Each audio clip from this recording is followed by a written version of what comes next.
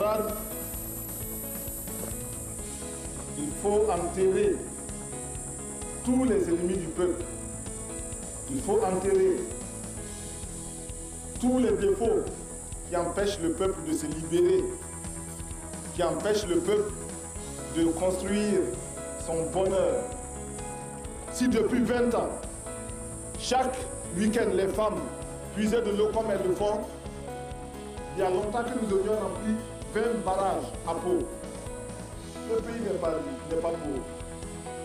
Au contraire, il y a des ressources.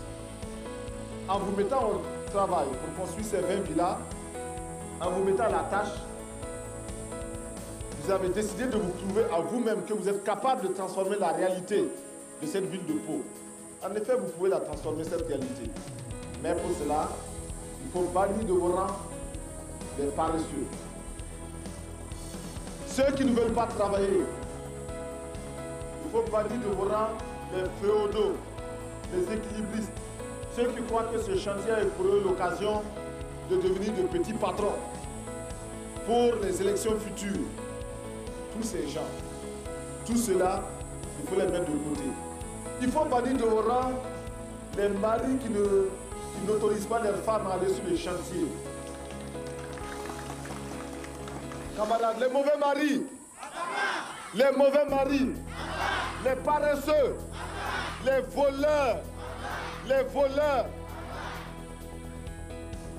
les maris réactionnaires, les petits patrons, les grands patrons, les détourneurs de fonds, les voleurs,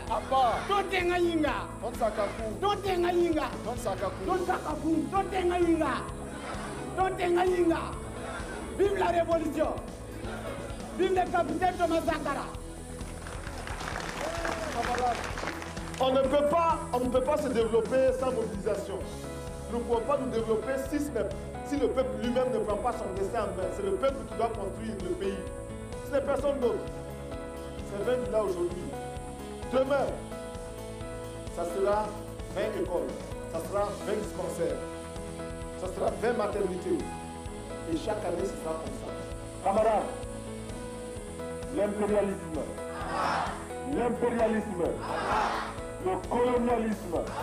le néocolonialisme, le fantochisme, les voleurs, les paresseux, les détourneurs, les magouilleurs.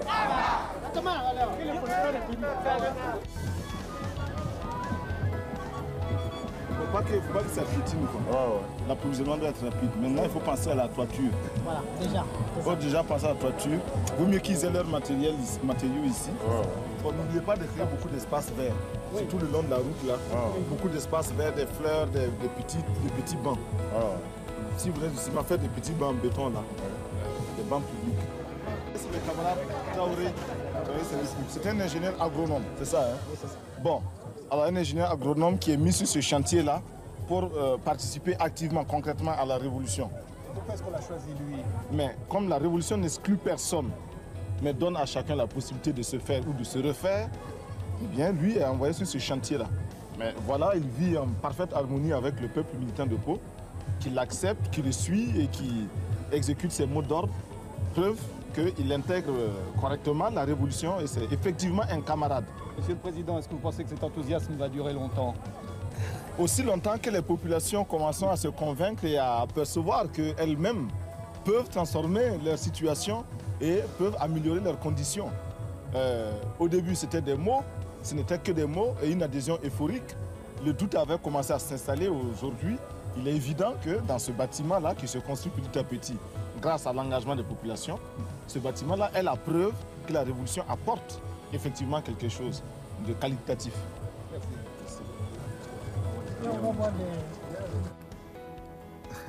L'homme de la Libye, peut-être que la Libye a des hommes. En tout cas, il n'en a pas ici. En tout cas, ce n'est pas moi. Je suis au contraire un voltaïque qui connaît ses réalités, la misère de son peuple et qui voit aussi comment ailleurs d'autres ont eu le courage de prendre leurs responsabilités. Nous n'avons pas honte de dire que nous traitons avec Kadhafi, nous n'avons pas honte de dire qu'à certains moments, il nous a aidés à notre demande et quand certaines de ces aides ne nous convenaient pas, nous le lui avons dit. Mais de là à dire que nous sommes influencés par Kadhafi, c'est absolument faux. Absolument faux parce que nous ne faisons pas ici ce que fait la Libye. D'abord, Lord Volta n'est pas la Libye. Ensuite, moi, je ne suis pas Kadhafi. Les voltaïques ne sont pas libyens. Cela est très important. Nos positions n'ont pas toujours plu. Mais nous voilà nous connaissons un dilemme. Soit taire nos positions que nous considérons comme vraies, donc taire la vérité. La vérité, c'est ce que chacun de nous a sa vérité, bien sûr. Nous n'avons pas la vérité absolue. Donc, consciemment mentir pour bénéficier des grâces de ceux qui peuvent nous aider ou de nos partenaires qui sont délicats et puissants. Ou alors leur dire la vérité dans la conviction, dans l'intime conviction que nous rendons service à notre peuple et à tout autre peuple. Aux Nations Unies, nous sommes membres du Conseil de sécurité des Nations Unies. Nous recevons aujourd'hui des pressions multiples, multiformes pour orienter nos votes, pour orienter nos prises de position aux Nations Unies. Pouvons-nous nous taire lorsque l'on agresse un pays parce qu'il est petit? Pouvons-nous nous taire lorsque l'on envahit un autre pays?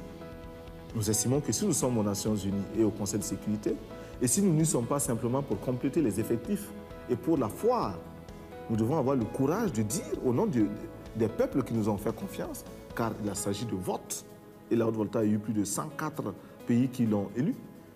Nous devons représenter leurs intérêts.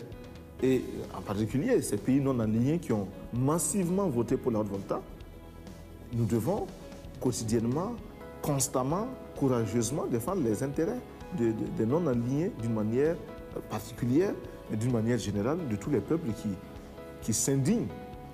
Si nous ne voulons pas que le Conseil de sécurité des Nations Unies et les Nations Unies en général deviennent une caisse de résonance manipulée par quelques tambourinaires puissants, il nous faut, nous, membres, y exercer tout notre droit, même s'il est limité du fait que quelques-uns ont un veto qui est omniprésent.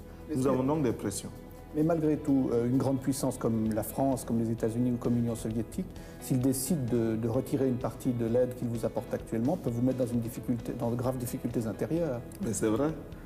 C'est la raison pour laquelle nous sommes obligés de lutter contre l'impérialisme et ses manifestations. L'impérialisme, aujourd'hui, c'est qu'il est très important, il est plus utile pour lui de nous dominer culturellement, beaucoup plus que militairement.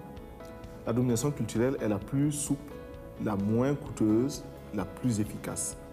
Et c'est pourquoi nous disons qu'aujourd'hui, pour renverser le régime de Haute-Volta, il n'est peut-être pas nécessaire d'amener des mercenaires puissamment armés. Il suffit simplement d'interdire l'importation du champagne ou du rouge à lèvres, je ne sais pas, ou des vernis à ongles. Cela suffit à nous renverser. Parce que la petite bourgeoisie aujourd'hui est convaincue qu'elle ne peut se passer de ces produits-là. Eh bien, il nous faut travailler à décoloniser les mentalités. Nous travaillons à reconditionner notre peuple, à accepter de vivre tel qu'il est, à ne pas avoir honte de ses réalités, à s'en contenter et même à s'en glorifier. C'est bien si les autres vivent comme cela, mais c'est normal que nous vivions autrement. Nous l'avons choisi. Ils n'ont pas hésité à dire à d'autres pays, par exemple l'Union soviétique, que nous refusions une aide de l'Union soviétique qui n'était pas, de notre point de vue, à la hauteur de notre attente. Nous nous sommes expliqués et je pense que nous nous sommes compris.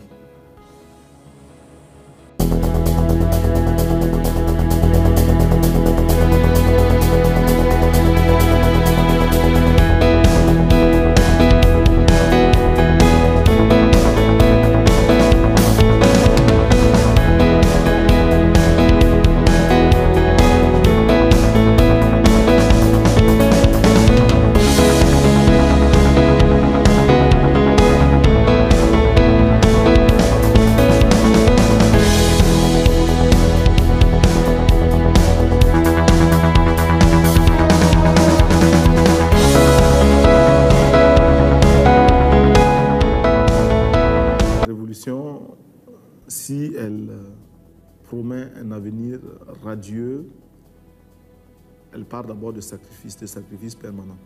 Et ces sacrifices, nous sommes décidés à les assumer. Et nous formons quotidiennement notre peuple à les accepter. nous savons qu'ils sont lourds, très lourds. Ces sacrifices, nous avons demandé aux fonctionnaires de renoncer à une partie de leurs indemnités, parce qu'ils sont des privilégiés. Cela, vous vous en doutez, ne peut pas être bien accueilli partout. Ces sacrifices, nous demandons aux voltaïques de se mobiliser. Si ailleurs, si dans certains pays, on a pu détourner un fleuve, en Volta, nous pouvons bien le faire parce que nous avons des bras aussi vigoureux. Ces sacrifices, nous les imposons au gouvernement, aux membres du gouvernement auxquels nous imposons un rythme de vie, un train de vie très modeste. Nos ministres ne sont pas autorisés à voyager en classe première, en première classe dans les avions. Ils prennent les classes touristes. Et même quand il est possible de les faire voyager par les avions charter, nous le faisons. Nous avons suspendu pour une longue période les brasseurs d'air, l'air conditionné dans les bureaux, etc. Nous avons supprimé les indemnités des ministres, du président, etc.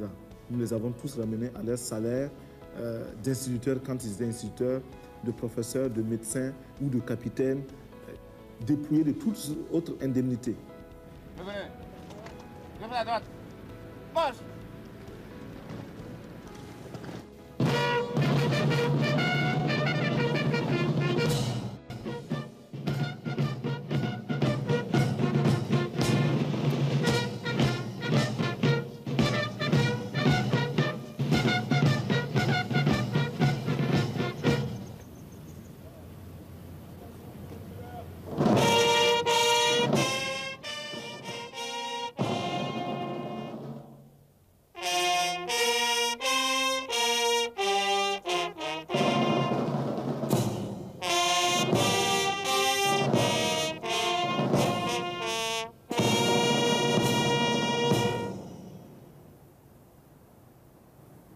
Nous avons donc nous refaisons notre service national. Au lieu de 18 mois, il sera maintenant de 12 mois.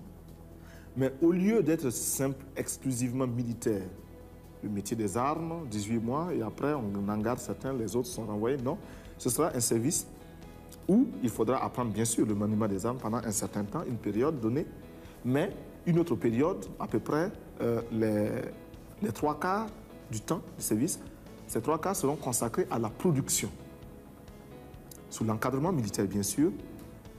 Pourquoi nous faisons cela? D'abord, nous disons que la défense du peuple incombe au peuple. Et il faut que le peuple se mobilise, il faut que le peuple soit en armes, car nos ennemis sont nombreux. Tout le monde n'acclame pas la révolution voltaïque et tout le monde n'a pas entré l'âge de guerre contre nous.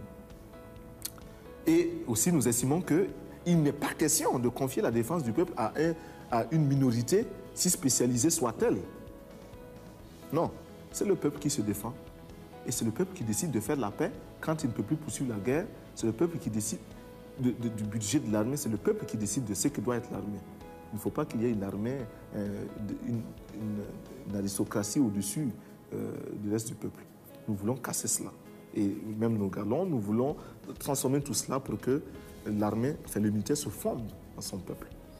Mais les militaires voltaïques auront à produire, à participer à la production agricole, plus tard industrielle, et d'une manière générale à la vie économique. Et déjà, nous enregistrons des succès, des résultats très positifs dans toutes les casernes, répondant à un mot d'ordre que nous avions lancé il y a un certain nombre, il y a quelques mois. Les militaires se sont mis à construire des poulaillers et procèdent à un élevage des poulets qui est de plus en plus intéressant. Quelle était la consigne pour les soldats? La consigne était un quart de poulet par militaire et par semaine. C'est un minimum. Nous savons que si ce quart de poulet par militaire et par semaine est réalisé, il y a une amélioration de l'alimentation.